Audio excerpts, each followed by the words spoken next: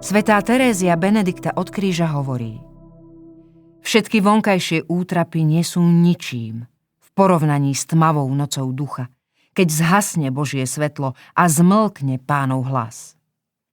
Boh je v tejto skúške blízko, ale skrýva sa a mlčí.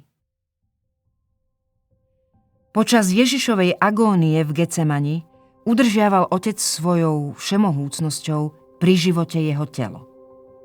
Tou svojou všemohúcnosťou súčasne umožňoval, aby duch, psychika a city syna prežívali agóniu. Autor listu Hebrejom to opisuje nasledovne.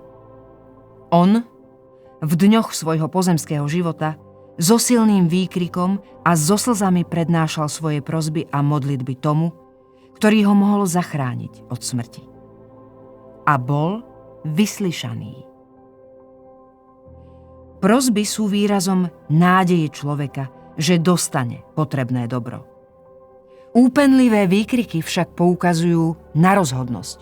Začína sa bitka o záchranu života. A nakoniec sa v liste nachádzajú slová, ktoré najviac udivujú.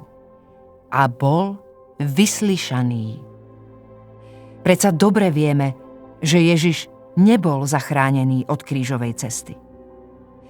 Ako si teda máme predstaviť situáciu vyslyšania prostredníctvom nevyslyšania?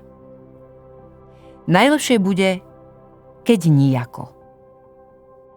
Utrpenie je priestor, v ktorom sa môžeš pohybovať slobodne iba pomocou viery.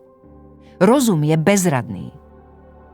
Stretáva sa tu s Božím paradoxom, s jedným z najväčších tajomstiev, ktoré znie: Otec vyslyšal syna tým, že ho nevyslyšal. Ak použiješ uvažovanie ako jediný nástroj na riešenie, odsudzuješ sa na porážku. Tu musíš vojsť do sveta viery.